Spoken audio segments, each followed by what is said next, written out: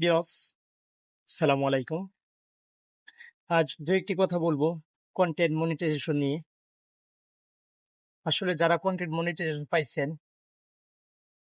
তারা জানেন content monetization কি।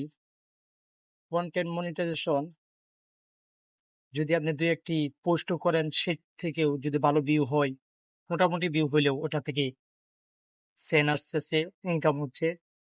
এবং কি প্রচুর পরিমাণ ভিউ হয় যাদের প্রচুর পরিমাণ ভিউ হয় ফেসবুকে, তারা যদি কন্টেন্ট মনিটাইজেশন পান তাহলে তো আসলে সোনার হরিণ যে বলেন, আসলে সোনার হরিণ। আপনি একটা পোস্ট করছেন, ওটা যদি 1K 2K যদি আপনার ভিউ হয়ে যায়, দেখবেন যে ওখান থেকে 5 6 সেন্ট এরকম আইসা পড়তেছে। তাহলে একটা হিসাব করে দেখেন, যারা আসলে কন্টেন্ট মনিটাইজেশন পাইছে তারা কি পরিমাণ ইনকাম করতেছে। যাদের ভিউ দেখবেন যে 25K 30K 40K 1 million 2 million, এক এক ভিডিও থেকে 1 মিলিয়ন 2 মিলিয়ন ভিউ যাদের হয়, তাদের আপনি একটু মাথার মধ্যে চিন্তা করে দেখেন কি পরিমাণ ইনকাম হয়। তাই আসলে আপনারা সকলেই যারা আসলে ফেসবুকে কাজ করতে চাইতেছেন, যে ফেসবুকটাকে আমার আর্নিং সোর্স বানাইবো,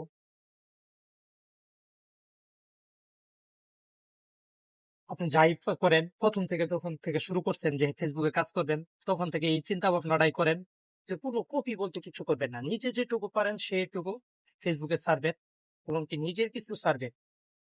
আজকে হয়তো নিজেটা ছাড়তেছেন, ভালো লাগতেছে না, মানুষ ভালোভাবে দেখতেছে না, কিন্তু এইভাবে আস্তে আস্তে ছাড়তে ছাড়তে নিজের ভিতর যে প্রতিভাটা আছে এটা ফুটে উঠলে তখন মানুষ দেখবেও বেশি এবং কি আপনার কথা শুনবেও। আর আপনারও এরকম দেখবেন যে 2K 5K 1 মিলিয়ন প্রচুর পরিমাণ ভিউ হচ্ছে। আর যখন এরকম ভিউ হবে তখন অন্যেরটা দেখতে হবে না, অন্যকে কপি করতে হবে না, আপনাকে আরেকজনে কপি করতে চাইবে। অনেকে দেখবেন ফেসবুকে ভিডিও বানাচ্ছে, অমুককে কপি করতেছে, তুমুককে কপি করতেছে, অমুকে এটা লাগে উল্টা পাল্টা কইতাছে, ও তুমুকে কইতাছে। এগুলো কোনো কিছু দরকার নাই। আপনি যখন থেকে নিয়ত করছেন আপনি ফেসবুকটাকে নিজের ইনকাম সোর্স বানাইবেন বা এই প্ল্যাটফর্মে আপনি নিজের একটা অবস্থান করবেন, তখন থেকে নিজে অল্প অল্প করে কিছু কিছু বলতে থাকেন।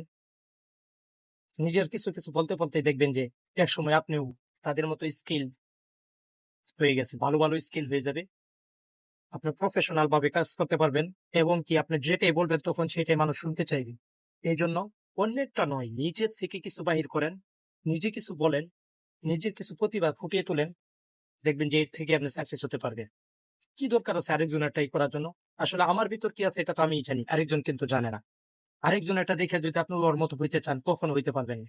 কারণ আপনার মনের প্রতিভা আপনি ফুটিয়ে তুলতে পারবেন। তাই নিজের মনের প্রতিভা নিজে ফুটিয়ে তোলেন, এভাবে কাজ করেন, তাহলে আসলে সাকসেস হওয়া যাবে। আমিও তাই চেষ্টা করতেছি, আপনারা তাই চেষ্টা করেন, সাকসেস একদিন হবেন ইনশাল্লাহ। ধন্যবাদ।